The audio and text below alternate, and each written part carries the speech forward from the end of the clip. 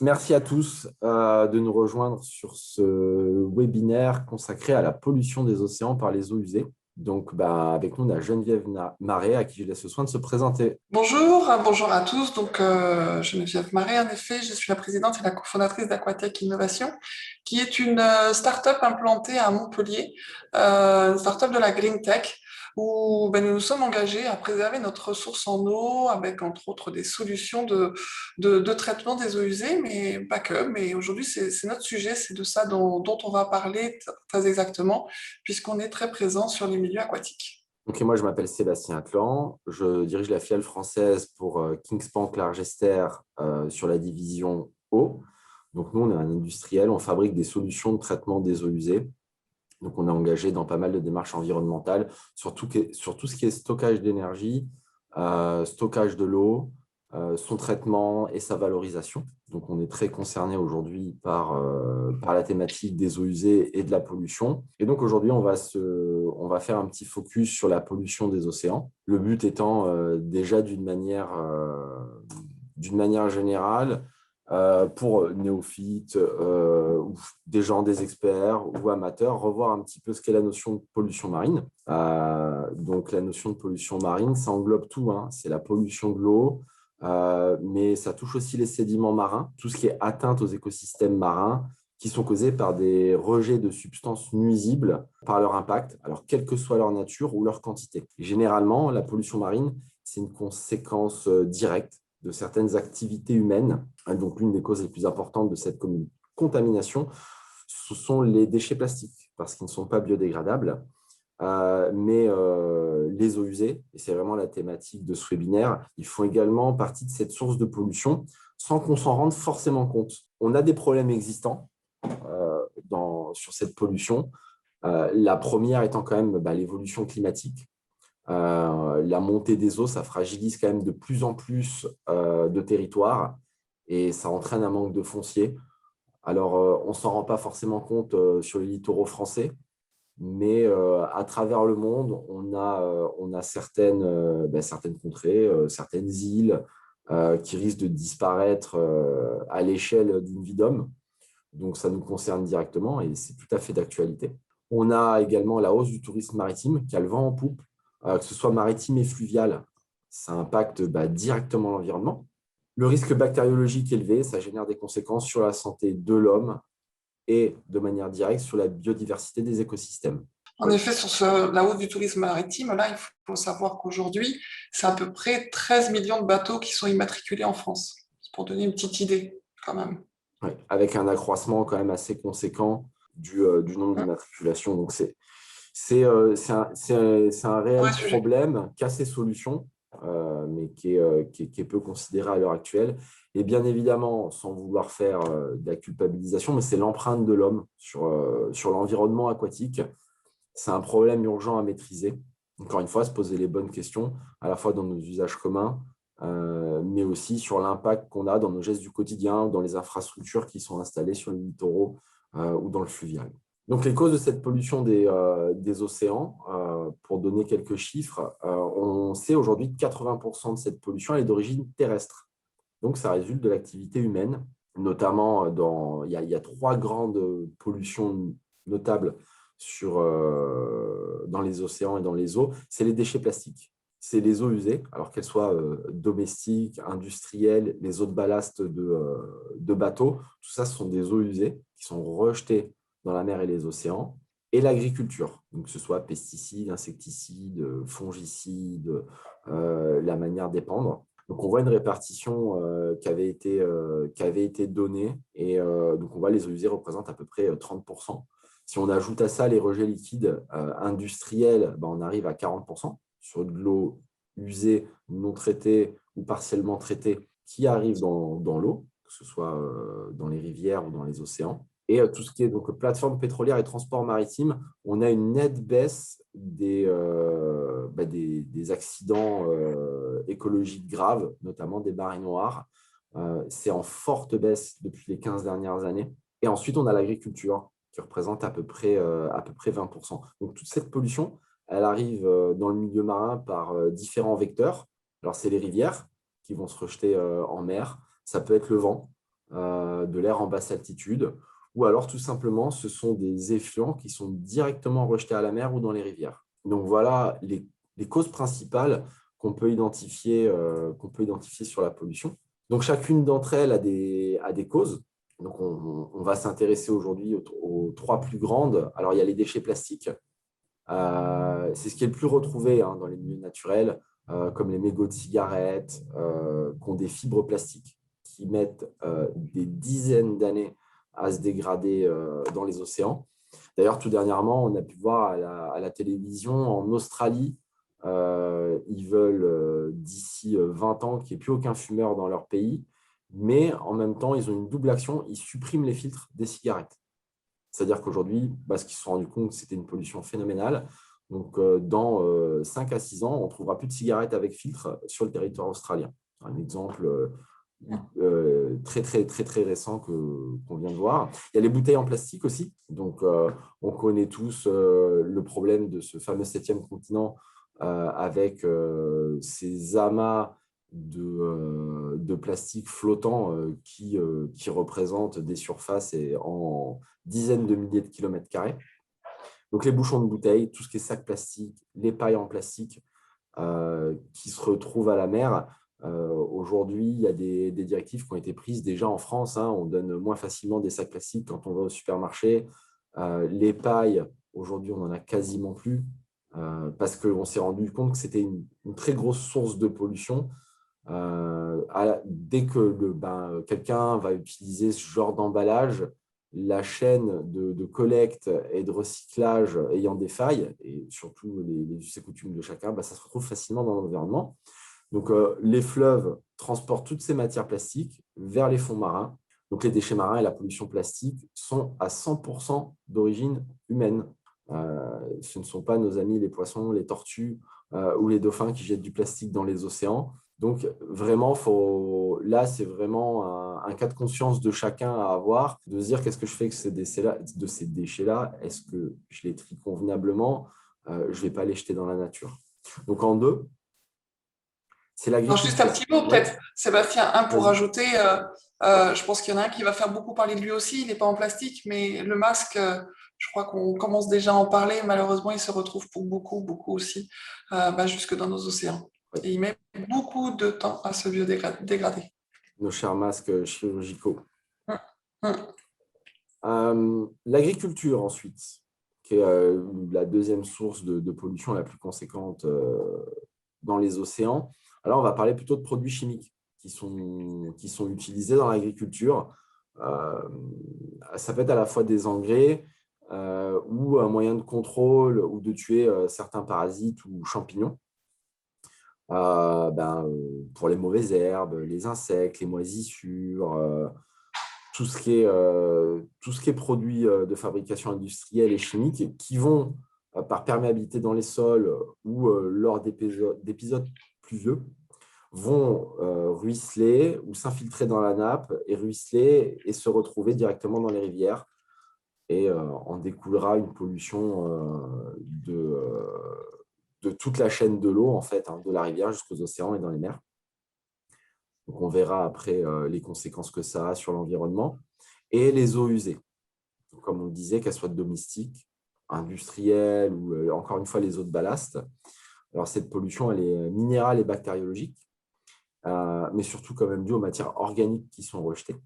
Ces eaux de ruissellement qu'on peut avoir sur toutes nos surfaces imperméabilisées urbaines également, qui sont particulièrement polluées, notamment parking, routes, nos toitures, les grands bâtiments industriels. Donc, de même nature que les eaux domestiques, elles sont polluées et elles contiennent bien souvent des métaux lourds et toxiques, comme des hydrocarbures, du mercure, du plomb ou du zinc, qui ne peuvent pas être traités et vont se retrouver pareil dans nos rivières, dans nos lacs, dans nos nappes et en finalité dans nos océans et dans nos mers. Donc tout ça, ça a des conséquences. Ça a des conséquences. Alors, les déchets plastiques, on le sait trop peu, mais ça transporte beaucoup d'espèces invasives. Ça provoque des blessures et des enchevêtrements aux animaux marins.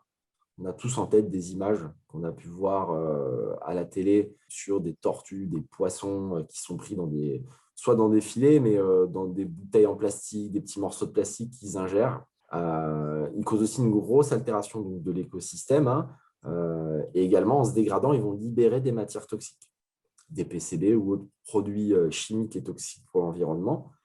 Et de manière directe et indirecte, c'est dangereux pour l'homme. Donc, on en est à l'origine, mais de manière indirecte, ça revient, parce que tous ces déchets aquatiques, ils sont ingérés par les espèces marines et on va les consommer derrière.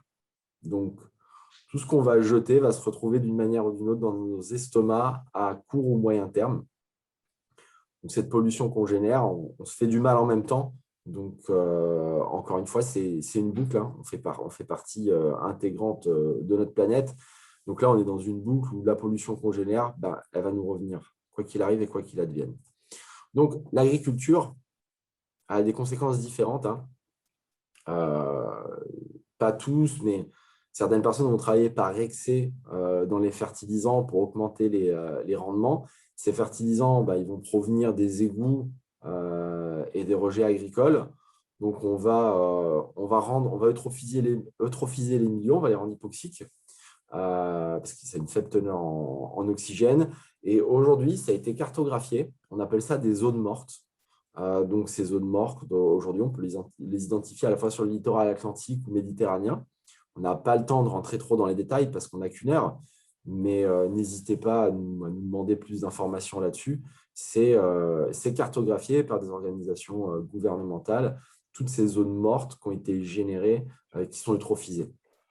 Donc, l'excès d'azote également va amplifier la prolifération d'algues et de micro-organismes. On connaît tous les problèmes qu'on peut avoir sur les littoraux bretons avec ces algues qui se retrouvent sur les plages, mais également dans le milieu marin, en profondeur, qui vont détruire de manière massive les poissons, les organismes vivants, en contaminant ces espèces par des toxines, et ça va altérer de manière irréversible les écosystèmes.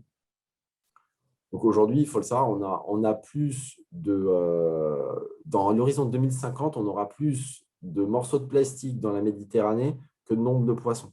Donc c'est pour vous donner une idée, également pour revenir sur ce qu'on disait. Donc un fait marquant quand même sur l'usage des pesticides, c'est que souvent, quand on dit les jardiniers résidentiels, c'est tout à chacun, c'est nous dans nos maisons et nos jardins. On va avoir tendance à utiliser 10 fois plus de pesticides qu'un fermier, qu'un agriculteur.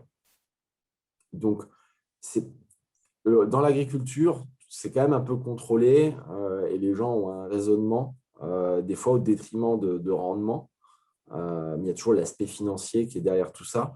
Mais nous, quand on va utiliser certains produits pour traiter nos jardins, on va en utiliser de manière déraisonnée et souvent beaucoup, beaucoup plus pour la même surface qu'un agriculteur. Ça reste présent dans l'environnement très longtemps. Et souvent, on ne va pas avoir le bon mode d'emploi. C'est-à-dire qu'on va traiter, puis quelques jours après, il va y avoir des pluies. Des fois, pendant quelques jours, il va pleuvoir. Et plus il va pleuvoir, et plus le temps entre le moment où on l'a appliqué et il pleut, et plus ces résidus vont être enlevés et vont se rejeter dans nos réseaux. Donc, dans nos réseaux d'eau pluviale, par exemple, municipaux, et de manière indirecte, vont se retrouver forcément dans nos rivières. Donc, tous ces produits-là, ils ont un effet négatif sur les êtres humains, sur les poissons, sur les oiseaux, sur les insectes. Ça dépend de la concentration de pesticides qu'on utilise, mais la plupart ont tous un aspect négatif sur toute forme de vie avec lesquelles il va rentrer en contact. Donc, le troisième point, hein, les eaux usées et leurs conséquences. Donc, on va rentrer après un petit peu plus dans le détail sur cette partie-là. Donc, il faut bien dissocier la partie bactériologique. Donc, ça provient de rejets d'eau usée non traités. Donc, ça contient de la matière fécale, des déchets organiques ménagers et ou industriels. Donc là, on est vraiment sur une pollution purement bactériologique. Et on a la pollution chimique. Donc, ça provient toujours pareil, généralement de rejets d'eau usée qui contient beaucoup de produits d'entretien, des hydrocarbures sur l'eau de pluie et les eaux de ruissellement, et parfois des métaux lourds. Donc, double pollution en matière d'eau usée, bactériologique et chimique. Donc, ces eaux usées, elles vont faire quoi sur l'environnement et le milieu récepteur? Elles vont entraîner une raréfaction de l'oxygène. Et ça, ce sont des pollutions qui se voient à l'œil nu, hein. Que ce soit dans les zones côtières où il y a une très forte présence touristique et où un fossé ou un petit ruisseau pas très loin de chez nous, on va voir ces milieux s'eutrophiser, une raréfaction de certaines espèces de plantes et une eutrophisation du milieu. Donc l'eau qui peut devenir un peu grise, on va avoir de la mousse. Tout ça, c'est induit par des rejets bactériologiques ou chimiques sur des eaux qui n'ont pas été traitées, mais qui vont avoir un impact direct sur le milieu récepteur. Donc, les principales sources des eaux usées produites par l'homme, elles sont de nature terrestre. Par exemple, tout ce qui est égouts de municipalité ou stations d'épuration. Mais on a des rejets directement en mer, hein. C'est le rejet des navires. Ça contribue également grandement à la pollution des mers. Donc, il y a des directives, il y a des conventions qui ont été mises en place pour réduire ces rejets-là. Mais quand on a des navires très grands qui vont rejeter leurs eaux de ballast en pleine mer, on a de suite une très grosse impact environnemental. Les moyens pour lutter contre la pollution de la mer face aux eaux usées, il y a, en notre sens, ce qu'on en a conclu, c'est qu'il y a trois enjeux majeurs. Un, déjà, ce serait d'épurer l'eau. Donc, elle est souvent épurée, mais pas tout le temps. On a un parc de stations de traitement des eaux usées, qu'elles soient individuelles et collectives, qui mériteraient d'être améliorées, mais également les bonnes pratiques par les usagers de l'eau. Donc, c'est vous, nous, ce sont les petites PME, les industries. Donc, c'est vraiment avoir conscience des bonnes pratiques, améliorer ces bonnes pratiques, voire même les rédiger, les mettre en place et communiquer dessus par les usagers et des usagers et les milieux aquatiques sur tout un bassin versant. Donc, on parle d'eau usée, mais on parle aussi d'eau de ruissellement, parking, encore une fois, route, toiture, et l'eau de pluie. Donc, souvent, cette eau de pluie qui va tomber, qui ne va pas être collectée ni traitée, qui va partir directement dans les réseaux. Donc, en épurant, il y a trois axes qu'on peut avoir aussi. C'est privilégier quand même les activités les moins polluantes sur les sites sensibles, améliorer les usages donc pour diminuer les quantités de substances utilisées ou rejetées qui peuvent être nocives pour l'environnement. Donc ça, c'est une prise de conscience de chacun, hein. Et intercepter les flux polluants dans le bassin versant. On ne pense pas souvent à intégrer notre relief et nos bassins et toutes les sources d'eau qui peuvent tomber dessus à intervenir en fait sur tous ces fronts-là pour vraiment tout collecter en amont avant que ça se retrouve dans le milieu naturel. Collecter et traiter et le revaloriser. Donc, ça, c'est la partie épuration. En deux, ce serait quand même d'essayer de réduire les risques de pollution accidentelle. Donc, il y a un encadrement là-dessus qui pourrait être renforcé, mais qui est déjà très bien actuellement, et plus surveillé, entre guillemets, sur le respect des règles, notamment sur les ICPE, les sites Céveso. On a des conventions comme Polmar, Marpol, notamment Marpol sur les rejets en pleine mer, qui sont déjà en place, mais qui pourraient encore évoluer, qu'il faudrait faire évoluer dans le temps en notre sens. Et bien évidemment, il faudrait favoriser le stockage. Les risques de pollution accidentelle viennent souvent d'un défaut de stockage. Stockage qui aurait comme objectif quand même premier, c'est le traitement et ensuite de revaloriser cette ressource, notamment sur les eaux de pluie, mais peut-être aussi sur les eaux usées après leur traitement. Donc, si on vient penser au stockage de cette ressource, on va forcément mieux capter les flux hydrauliques des bassins versants. On va le traiter parce qu'on va vouloir le réutiliser, le revaloriser. Donc, toute cette démarche-là peut prévenir de risques de pollution accidentelle et favorisera aussi l'épuration de l'eau. Et enfin, en trois, c'est éviter les transferts. En fait, les trois points se recroisent. c'est éviter les transferts des polluants vers les milieux aquatiques. Donc, essayer autant que faire se peut de moins artificialiser les sols et les milieux et favoriser la végétation ou le renforcement, par exemple, de berges pour éviter l'érosion. Hein, donc, c'est ce qu'on appelle favoriser l'hydraulique douce, c'est-à-dire garder, qui est déjà utilisé depuis très longtemps.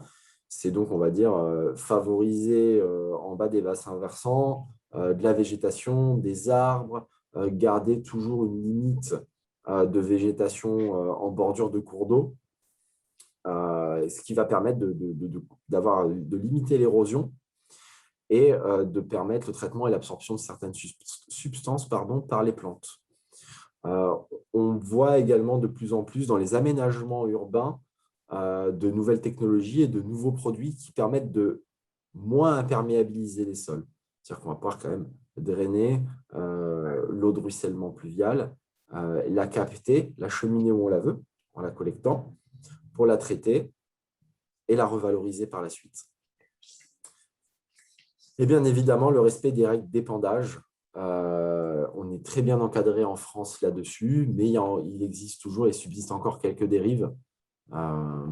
Donc, peut-être en sensibilisant bien, parce que quand on vient épandre en grande quantité et sur un laps de temps très court, forcément, surtout dans les périodes printanières, on va se retrouver avec des forts épisodes pluviaux. Et donc, du coup, on va pareil, il y a de la pollution qui va s'échapper de tout ça, qui va ruisseler et qui va se retrouver vers le milieu récepteur.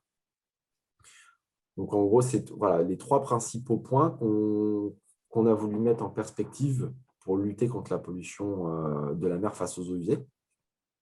Donc, l'épuration, réduire le risque de pollution accidentelle et limiter au maximum les transferts vers le milieu récepteur. Donc, on a voulu vous mettre quelques données qui sont quand même évocatrices sur ces points-là et sur le littoral. Et je vais laisser le soin à Geneviève de les commenter.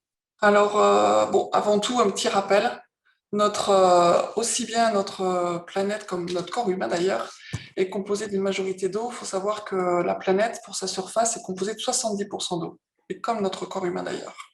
C'est quand même un rappel qui est intéressant pour rappeler que notre ressource en eau est primordiale. Il faut bien sûr la protéger. Tout à l'heure, je vous parlais de ces bateaux, où aujourd'hui, on a à peu près 13 millions d'immatriculations en France. Il faut savoir qu'un plaisancier, statistiquement, on dit qu'il rejette environ, il produit 10 litres d'eau usée par jour. Donc, c'est un potentiellement, il y a 130 millions de litres d'eau usée qui sont en fait possibles à être rejetés sur le milieu naturel, à savoir notre littoral ou toutes nos rivières, puisqu'évidemment, quand on parle de plaisancier, c'est autant les mers et océans, mais aussi nos rivières intérieures. En activité touristique, un bon exemple, ce sont les campings, où aujourd'hui en France, on est quand même le deuxième parc mondial. Il faut savoir que nous avons 8000 campings en France. Je crois qu'à l'échelle de l'Europe, je ne sais plus, on dépasse les 30 000. C'est assez impressionnant parce que c'est une activité qui consomme beaucoup d'eau, mais qui justement est aussi une source de pollution assez importante en termes d'eau usée, puisqu'ils produisent sur des temps très courts et de manière très concentrée. Un petit rappel sur la répartition de la population, puisqu'aujourd'hui, à peu près 30% de la population mondiale vit sur les métropoles et les littorales. Un exemple, là où nous sommes situés, nous en Occitanie, on habite Montpellier, il faut savoir qu'il est prévu environ 25 000 habitants de plus tous les ans. Donc évidemment, hein, c'est un cercle vicieux, hein, qui dit plus d'habitants, qui dit plus de plaisanciers, tout est lié bien entendu. Donc on va rentrer dans les précisions, peut-être plus dans le détail, sur en effet cette pollution qui donc concerne les océans, comme Sébastien l'a expliqué, et bien ces effluents qui sont à bord des bateaux. Aujourd'hui, l'enjeu, il se situe là, 13 millions de bateaux, 130 millions d'eau usée tous les jours. Faut savoir qu'en termes de réglementation, aujourd'hui, les bateaux ont évidemment la contrainte, dès l'instant qu'ils ont des toilettes à bord, ils doivent avoir une cuve qui permet de collecter ces eaux usées. Mais après, que fait-on de ces eaux usées? Bon, tout l'enjeu est là. Logiquement, le plaisancier aurait l'obligation de s'éloigner suffisamment loin en mer pour que cette eau usée soit diluée dans ce grand océan. Malheureusement, c'est bien que la plupart des propriétaires de bateaux restent en bordure de littoral, sont plutôt là sur de la balade touristique et ne vont jamais assez loin et même qui plus est, souvent restent pour beaucoup dans les ports. Et malheureusement, ils ont recours très, très souvent pas forcément, ils n'ont pas forcément toujours les solutions à portée de main pour pouvoir extraire l'eau usée qui se trouve à bord de leur bateau et pouvoir justement le remettre dans un réseau d'assainissement. Donc là, sur les installations, celle que vous voyez entre autres en l'occurrence cela, la photo de droite, c'est une installation qui est dans le port du Cap d'Agde, mais vous la verrez un petit peu plus loin en exemple. Mais en l'occurrence, nous avons une station de traitement qui permet de rejeter dans le port du Cap d'Agde. Et vous voyez son petit tuyau qui est sous la photo en bas. On rejette dans le milieu naturel après un traitement. Mais on va rentrer dans le détail un peu plus loin, je crois. Si tu veux, Sébastien, on va peut-être présenter, je crois qu'après on a une vidéo qui Oui. va permettre d'illustrer notre procédé, qui montre bien l'évidence du besoin de la collecte. Il faut savoir que la collecte dans un port, c'est un enjeu très important. Et vous allez le voir sur la présentation qui arrive et on en reparle en suivant.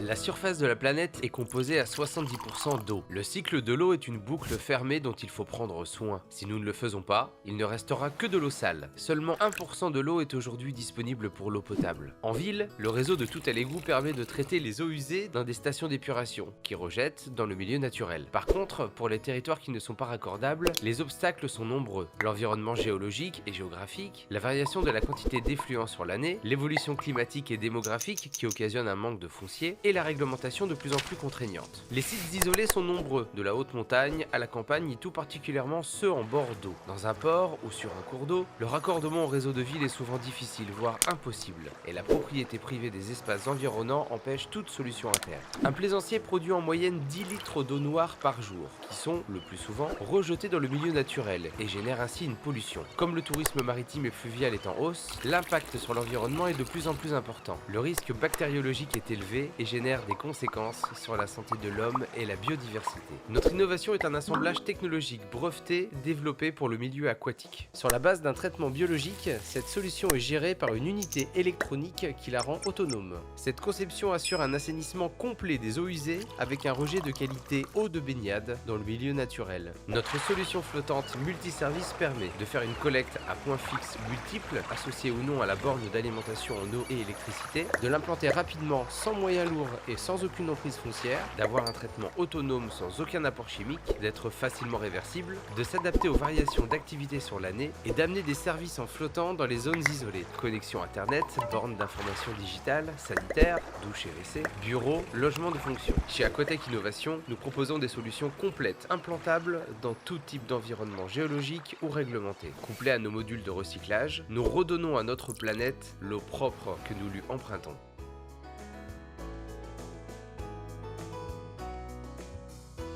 Donc de ça, peut-être, là, ce qui est bien à comprendre dans ces enjeux, c'est de dissocier peut-être la technologie. Il faut savoir qu'il y a avant tout une problématique qui est celle de la collecte, c'est-à-dire passer l'effluent qui est collecté à bord du bateau, de le ramener à quai. C'est là l'enjeu pour les ports, de s'équiper avec des solutions que l'on appelle souvent de type multipoint, qui va consister à amener au plus près du plaisancier une solution par l'intermédiaire de flexibles, hein, qui il va connecter. Alors à la fois comme il a la bande d'accès où il a l'eau et l'électricité, bah, pas très loin, il va avoir une bande de connexion où il va bien connecter un tuyau et puis il va avoir un flexible qui va aller jusqu'à son bateau. Et par un système d'aspiration, eh bien son effluent va se retrouver aspiré. Dans le cas de figure que vous avez maintenant à l'écran, c'est le Cap d'Agde dont je vous parlais tout à l'heure, où on a, je ne sais pas si vous voyez l'île centrale au Cap d'Agde, là sur la photo de gauche, c'est une île qui est pour beaucoup du foncier privé. Donc la collectivité n'avait pas de possibilité de mettre du nouveau service à terre et elle a développé une zone de bateaux supplémentaire puisqu'elle manquait de l'emplacement.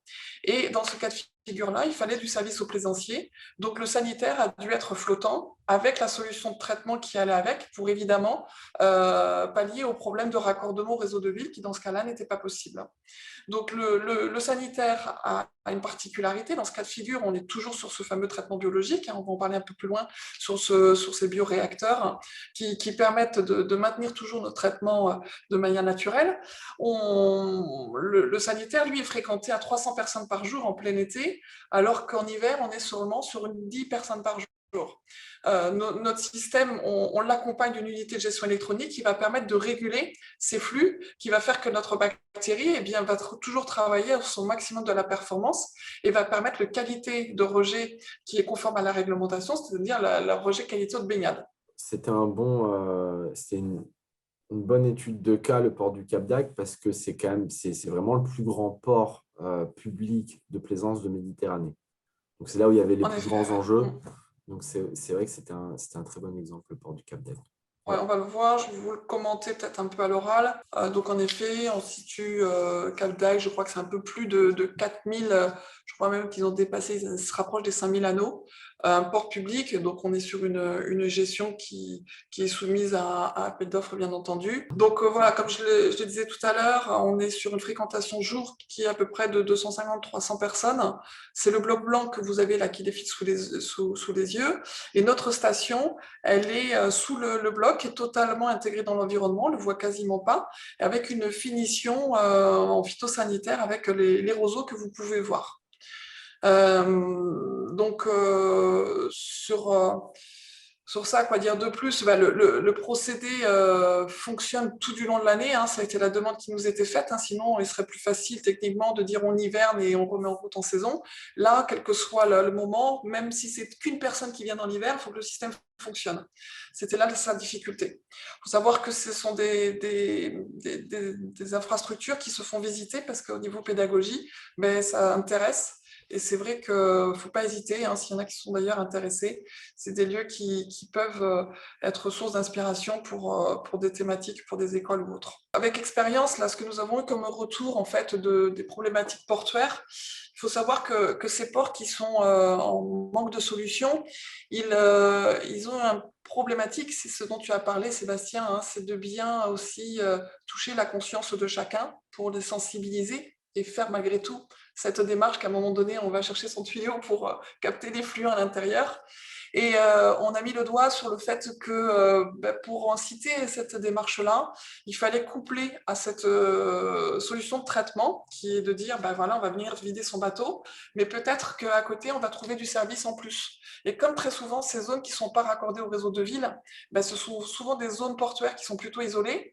Et bien du coup, le plaisancier est d'autant plus sensible s'il va retrouver du service, comme par exemple des sanitaires, un WC, douche, mais ça peut aller plus loin puisqu'on peut y voir un point d'info touristique, on peut avoir un point de captage de Wi-Fi. C'est vraiment des solutions qui maintenant se développent de plus en plus. L'habitat flottant fait parler de plus en plus de lui. Donc là, on n'y est pas encore parce que ça, c'est encore un autre sujet, mais on est vraiment en train de parler de services portuaires qui vont permettre de développer l'attractivité du port en lui-même et qui va permettre au port aussi d'aller chercher des labels puisqu'il va montrer là son vrai intérêt pour préserver son environnement et préserver sa qualité des eaux. De mémoire, on a c'est le label Port Bleu, je crois, c'est ça qui s'est monté. Port propre. Port propre et un Ah. pavillon bleu qui sont dans cette démarche et où les ports, pour l'obtenir, doivent montrer les actions qu'ils entreprennent et justement, et après, ils s'appuient sur des aides. Mais je crois qu'on y revient un peu plus tard dans la présentation.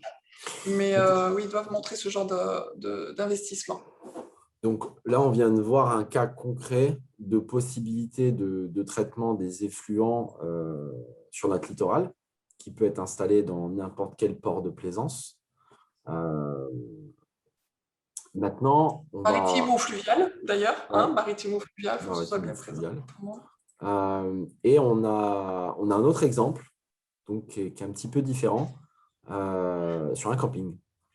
En effet, j'ai tenu à vous présenter ce cas parce que il se retrouve directement lié, l'impact sur les océans est là, mais c'est surtout la technologie utilisée qui est similaire à celle des ports.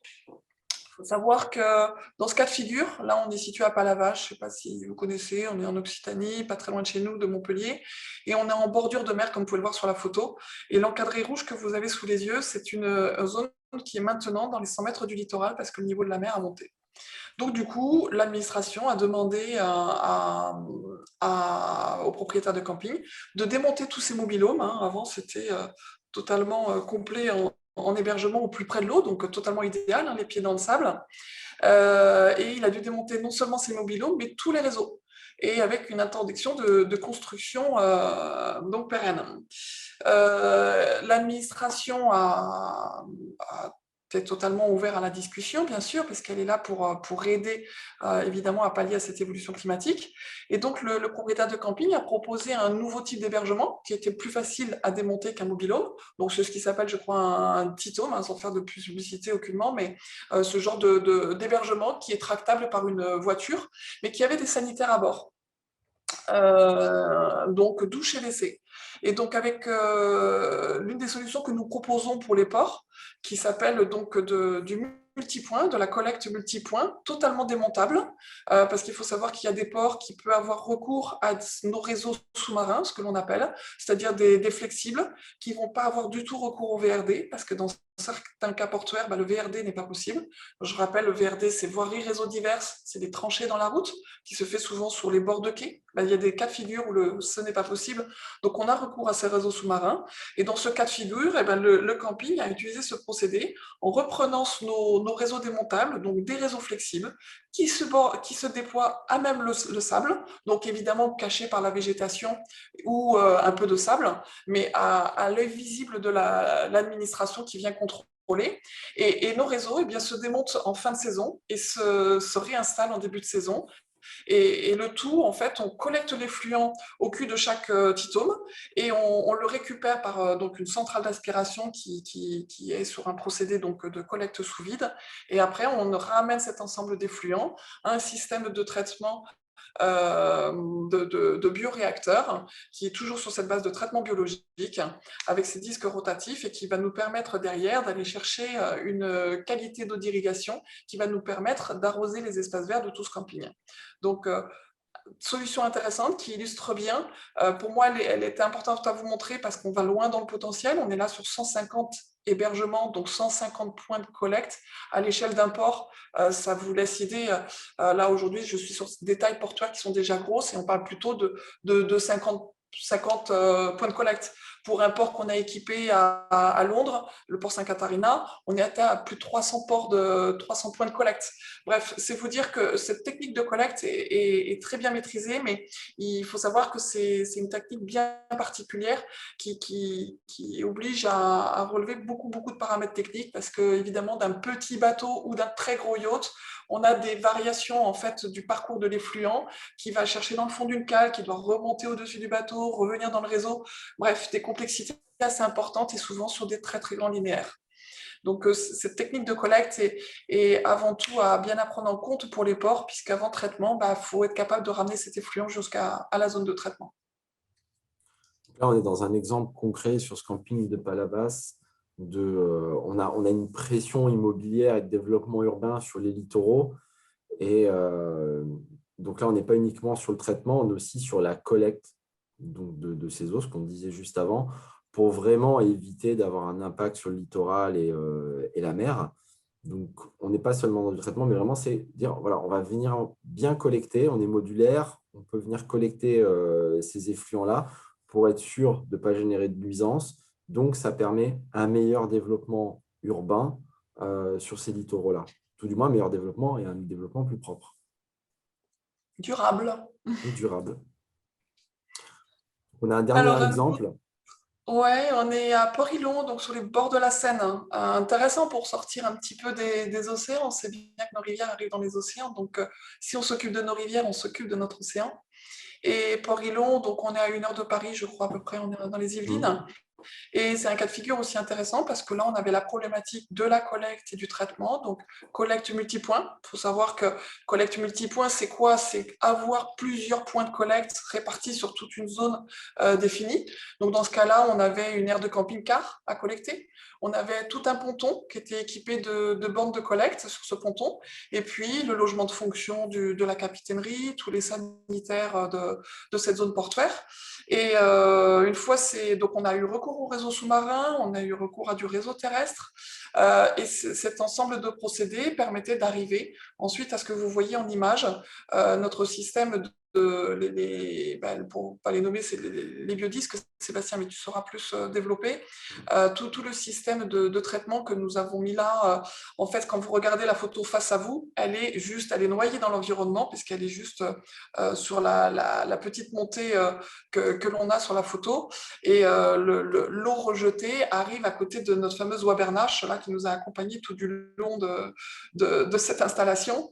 Et la qualité du rejet, encore une fois, c'est une qualité d'eau de baignade qui se rejette dans la Seine, qui est encore une fois une zone extrêmement protégée à cet endroit-là, puisqu'on est en zone Natura 2000, un peu comme le port du Cap d'Agde. Donc là, on était zone Natura 2000, qui a donc une qualité à minima de rejet d'eau de baignade. Donc on voit bien sur la photo la plus à gauche la capitainerie qui est ici.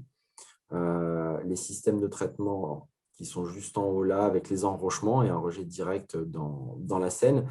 Et juste à droite, on ne le voit pas, mais il y a les pontons avec les bateaux des plaisanciers qui sont sur la photo. Donc, on part sur un système de collecte avec des pompes qui vont arriver dans des disques biologiques rotatifs pour le traitement biologique.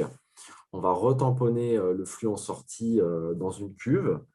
Et on va avoir une épuration fine à la fin qui va se faire par plusieurs roselières pour affiner le traitement et enfin se rejeter directement dans la Seine. Donc là, on a 5 étapes de traitement au total sur ce projet-là pour arriver à quelque chose de stable et qui peut supporter des fortes variations de charge. Donc, un autre exemple de ce qui peut être fait dans le domaine du fluvial, sur nos berges de rivière. Donc, on a vu le littoral, on a vu le fluvial également dans les solutions pour le traitement des eaux usées. Il y a des actions. Quelles sont les actions gouvernementales là-dessus? Donc, il y a plusieurs directives gouvernementales qui sont instaurées pour lutter contre la pollution par les eaux usées. Par exemple, aujourd'hui, il est interdit d'utiliser des pesticides dans les espaces verts, par exemple. Il y a la directive nitrate qui vise à réduire la contamination des eaux et limiter les phénomènes d'eutrophisation. On peut citer aussi le TGAP, ou la taxe générale sur les activités polluantes, entre guillemets les lessives, et le décret de 2007 qui lui, interdit l'utilisation de phosphate dans les lessives, par exemple. Donc, on a plein de choses qui sont mises en place pour limiter la contamination de nos eaux. Mais tout le monde devra avant tout essayer de produire moins de substances toxiques, bien évidemment. Car que ce soit industriel ou domestique, les eaux usées, elles font partie des éléments extrêmement polluants pour les eaux souterraines, les fleuves et les océans. Je vois l'heure qui passe, Sébastien, et je voudrais qu'on ait un petit peu de temps pour poser les questions. Deux, trois questions. Donc, c'est sur ça le AFNOR qui suit cette réglementation de très près et pose justement les normes. C'est des choses que l'on suit de très très près parce que tout évolue. Évidemment, le gouvernement doit s'adapter à cette évolution climatique et faire évoluer les choses parce que les solutions ne peuvent pas, techniquement, on a beau développer un tas de choses qui permettent beaucoup. Évidemment, il faut que tout ça se soit bien en bonne coopération avec cette réglementation. Et aujourd'hui, on est sur un niveau de dialogue qui est très intéressant parce que l'ouverture est là. Et qui plus est, il y a des programmes d'intervention qui permettent d'accompagner l'aide à l'investissement. On va peut-être pas avoir le temps de passer cette vidéo, Sébastien, c'est pas très grave. On vous invite à vous rendre sur le site de l'agence de l'eau Rhône-Méditerranée-Corse et de visionner leur vidéo qui s'appelle Sauvons l'eau, qui fait partie intégrante du 11e programme de l'agence de l'eau. On va pas la passer de suite, mais... Et donc, toutes ces aides, faut savoir que les aides sont en principe régies par territoire, souvent liées aux nappes phréatiques. En l'occurrence, l'agence de l'eau accompagne beaucoup de projets. Donc, Si vous êtes concerné par un projet, il ne faut pas hésiter à contacter l'agence de l'eau de laquelle vous dépendez. Après, vous avez d'autres financements possibles qui sont souvent vos régions. Vous pouvez rentrer dans des enveloppes pour de l'aide à la mise aux normes, par exemple. Toute action qui est sur la protection de l'environnement. Bien, sachez que la ressource en eau est fléchée directement et ces solutions peuvent en bénéficier. De tête, il y a aussi des programmes européens. Ça dépend de la grosseur de votre projet, collectivité ou privé, mais il faut penser à y regarder. De tête, parce que j'ai pas l'écran, mais de tête, je crois que voilà, on a fait le tour à peu près de ces aides. Mais évidemment, enfin, on se tient à disposition pour faire ces accompagnements-là, bien sûr. Peut-être que c'est le temps des questions parce qu'on a été bavard. Oui. Je ne sais pas si ça a été clair pour vous. Est-ce que... Alors, je une vois question. Attends, j'ai pas le... Alors, bonjour, donc question de Léa. Bonjour, j'aurais une question. Dans le cadre des exemples qui ont été présentés, comment ça s'est passé en termes de réglementation? Eh bien, les projets que je vous ai présentés, alors par exemple pour celui du Cap d'Agde, comme celui de Port-Ilon, on était sur des projets, Port-Ilon c'est un appel d'offres public, donc évidemment ces projets sont menés conjointement avec toutes les bonnes démarches réglementaires à faire, savoir que la mairie a fait sa déclaration de SPAN, a déclaré l'installation de cette future solution, et donc nous on s'est fait accompagner par eux. En général, ils sont plutôt très friands de ce genre de procédé qui peut correspondre à tous leurs critères, parce que faut savoir que leur métier n'est pas évident et pas simple. Ils sont là pour préserver et garantir que les solutions qui sont mises en place respectent bien la qualité qui est demandée à la sortie. Donc, nous, on est ravis quand on peut se faire accompagner par tous ces gens, même en amont de nos projets, parce que c'est là l'occasion pour nous de faire connaître tous nos procédés et de pouvoir faire en sorte qu'ils soient déjà compris, puis surtout bien véhiculés dans leur service. Donc, pas de souci particulier. En général, toutes les instances locales sont averties et prévenues et ont plutôt bon accueil.